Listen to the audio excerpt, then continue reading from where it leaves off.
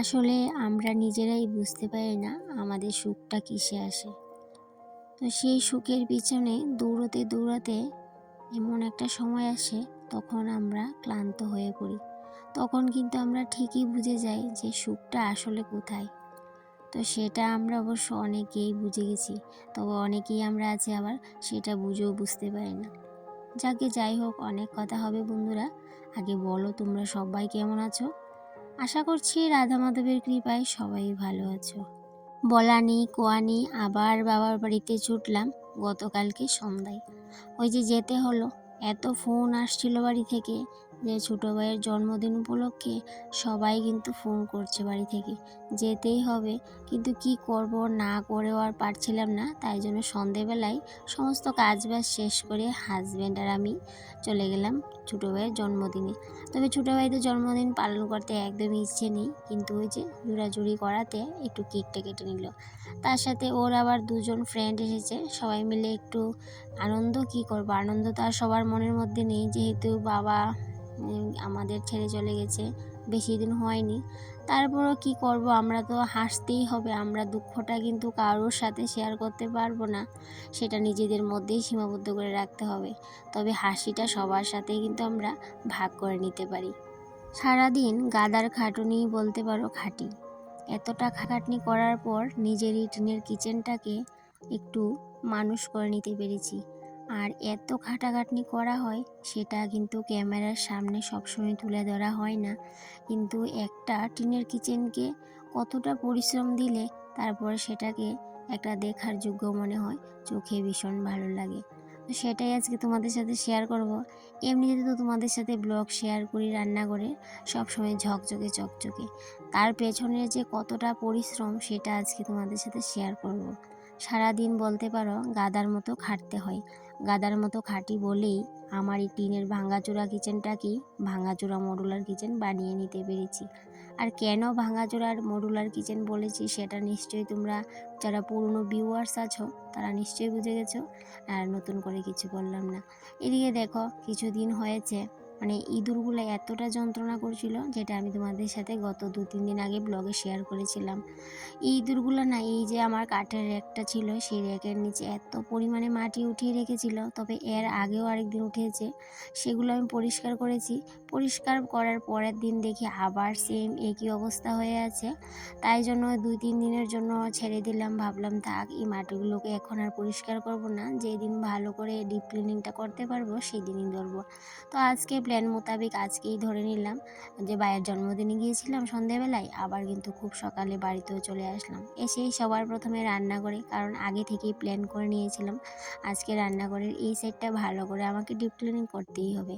আর গত 2 দিন আগে ইঁদুরের ওষুধ দেওয়ার কারণে একটু ইঁদুরের উপদ্রবটা একটু কমেছে। তাই জন্য ভাবলাম মাটিগুলোকে পরিষ্কার করে দেখি। এখন যদি মাটিগুলো না তুলে তাহলে বুঝতে পারবো ইঁদুরটি এখন কিন্তু ঘরে নেই, ইঁদুরগুলা। তো যাই হোক, আজকে তো খুব পরিশ্রম করে নিয়েছি। এই যে র্যাকটাকে সরিয়েছি, সরিয়ে কিন্তু ভালো করে মাটিগুলোকে পরিষ্কার করলাম। তারপর আবার জায়গার জিনিসগুলো জায়গা মধ্যে রাখছি। কিন্তু তার আগে আমি কাঠের র্যাকটাকে ভালো করে ঘষে মেজে পরিষ্কার করে নিয়েছিলাম। আর সেগুলো কিন্তু আমাকে সবসময় কিন্তু রুটিন মাফিক করতেই হয়, না হলে কিন্তু এগুলো এতটা নোংরা হয়। কারণ টিনে ঘেরা ঘর, তো টিনে ঘেরা ঘরের সমস্ত কিছুই কিন্তু চটজলদি নোংরা হয়ে যায়। আর এইদিকে দেখো, সমস্ত কিছু পরিষ্কার করে চলে আসলাম টেবিলে। তোমরা তো জানোই যে আমি বাবার বাড়িতে যাওয়ার আগে রান্নাঘরের সমস্ত কিছু গুছিয়ে যাই। আর এখন ভাবলাম সমস্ত কিছু যেহেতু গুছানো, টেবিলটাও ফাঁকা আছে, তাই জন্য টেবিলের সমস্ত কিছু তো নামাতে হয়নি, তাই জন্য টেবিলটাকে একটু ভালো করে মুছে নিয়েছিলাম। বাবার বাড়ি থেকে আসার সময় অনেকগুলো টমেটো নিয়ে এসেছিলাম, কারণ গতকালকে রাতে বড়দা অনেকগুলো টমেটো এনেছিল, এক ব্যাগই বলতে পারো। তো এতগুলো টমেটো এনেছিল যেগুলো তারা খেয়ে আর শেষ করতে পারবে না। তাই জন্য আমাকে হাসতে হাসতে বলছিল, তুই বাড়ি যাবার সময় কিছু নিয়ে যাস। তো যাই হোক, সেই জন্য আমিও কিছুটা নিয়ে আসলাম। যেহেতু টমেটো আমার ভীষণ ফেভারিট একটা সবজি, আমি ভীষণ ভীষণ ভালোবাসি। এই গরমের সিজনে আমি শুধু টমেটো খেতেই ভীষণ ভালোবাসি। টমেটো দিয়ে যা কিছু করে দেবে সেটাই ভালোবাসি।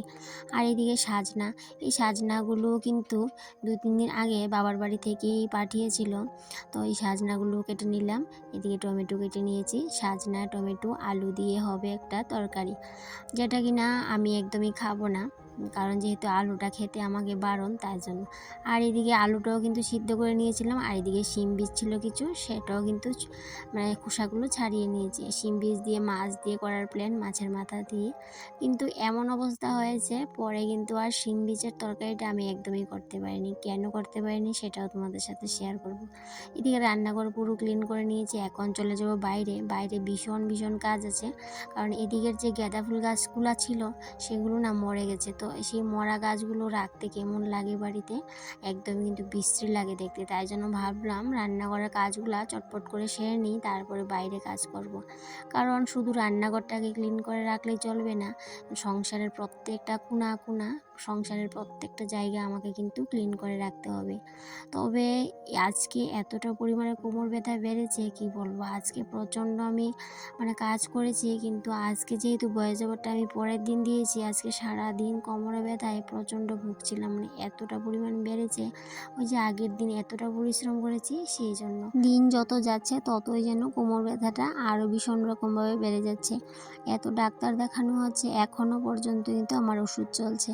যে কোর্স পুরো শেষ হওয়ার পথে, তারপরেও কোমর ব্যথা মানে কমার নাম নেই।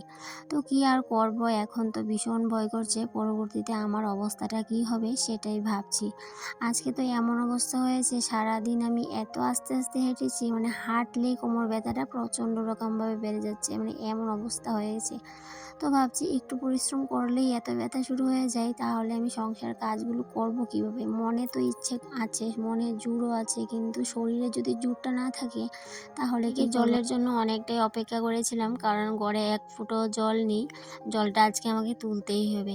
আর আজকে ভীষণ রকমভাবে কোমর ব্যথাটা বাড়ার আরেকটাও কারণ আছে, কারণ আমি অনেকগুলো জল তুলেছিলাম, তাই জন্য। এদিকে যেহেতু উঠান পরিষ্কার করছিলাম, উঠানটা এখন ঝাড় দিয়ে নেব, তারপর কিন্তু আর ঘরের কাজ করতে একদম ভাল লাগে না। স্নানটা করে নিলে হয়তো বা করে নিতে পারতাম, কিন্তু আজকে আমি যখন উঠানটা পরিষ্কার করছিলাম তখনই কিন্তু জল চলে এসেছিলো। এবার হঠাৎ দেখি জলটা তাড়াতাড়ি করে চলেও যাচ্ছে। এবার কি করব, স্নান করতে করতে তো আমার জলটা চলে যাবে, সেই জন্য নাইটিটা চেঞ্জ করে রান্নাঘরের জলগুলো তুলে নিয়েছিলাম। আবার রান্নাঘরের ড্রামটাকেও কিন্তু আজকে পরিষ্কার করেছিলাম, সেটা আর তোমাদের সাথে শেয়ার করিনি। এই জন্যই বলতে পারো আরও কোমর ব্যথাটা বেড়েছে। আর ড্রামটাকে পরিষ্কার করে সমস্ত জল আমি কিন্তু বালতি করে নিয়ে গেছিলাম। আর যেহেতু জলের স্পিড কমে গেছে, তাই জন্য বালতি ভর্তি ভর্তি করেই কিন্তু আমি জল তুলেছিলাম রান্নাঘরে, সেই জন্য আরও বিশেষ করে ব্যথাটা বেড়ে গেছে। আর অন্যদিন তো আমি পাইপ দিয়েই কিন্তু রান্নাঘরে জলটা তুলে নিই, আর অন্যদিন এতটাও জল তুলতে হয় না। অন্যদিন যেহেতু ড্রামে থাকে, আর আজকে যেহেতু ড্রামটা পরিষ্কার করেছিলাম, তাই জন্যই বলতে পারো ভীষণ রকমভাবে আমাকে অনেক অনেক জল তুলতে হয়েছে। যাই হোক, কী আর করবো, আজকে তো একটু কষ্ট করতেই হবে, কালকে কিন্তু আবার ঠিক হয়ে যাবে। এদিকে স্নান টান শেষ করে আবার চলে আসলাম ঠাকুর ঘরে। যেহেতু ছেলে বাড়িতে নেই, সমস্ত কাজ আমাকেই করতে হয়। আজকে ঠাকুরের সমস্ত কাপড় চোপড় একটু চেঞ্জ করে দিলাম, তারপরে আবার ঠাকুরকে জায়গা মতো রেখে দিয়েছি। এবার পুজোটা কমপ্লিট করে নেব, নিয়ে আবার চলে যাব রান্নাঘরে। যেহেতু রান্নাবান্না এখনও কমপ্লিট হয়নি, রান্নাটা যখনই বসালাম হাজব্যান্ড বাড়ি চলে আসলো, আর ওর ভীষণ রকমভাবে খিদে পেয়ে গেছিলো, তাই জন্য বললো যা আছে তাই দিয়ে দাও। তাই জন্য কি আর করব, সাজনা তরকারিটা কোনো রকমভাবে করছিলাম। সেটা করে ফ্রিজে মাছ ছিল, 2 টুকরো মাছ ভেজে নিয়েছিলাম, আমার জন্য 1 টুকরো, হাজব্যান্ডের জন্য 1 টুকরো। আর ও দিয়ে কিন্তু খেয়ে নিয়েছে, যা করেছি তা দিয়ে। তাই জন্য ভাবলাম ও যেহেতু খেয়ে নিয়েছে, আমার জন্য আর তরকারিটা করব না, একবারে রাতের বেলায় করে নেব। তো প্রিপারেশন তো করেছিলাম করব, কিন্তু আর সেটা আর হলো না। যাই হোক, এদিকে বিকেলবেলায় হাজব্যান্ড একটু বাড়িতে কতগুলো পাতা ছিল উঠানে, সেই পাতাগুলোকে একটু আগুন ধরিয়েছে মানে পিছনের সাইডে। তো সেটাও তোমাদের সাথে একটু শেয়ার করে নিলাম। তো বন্ধুরা, তাহলে আজকে আসি এই পর্যন্তই, টাটা।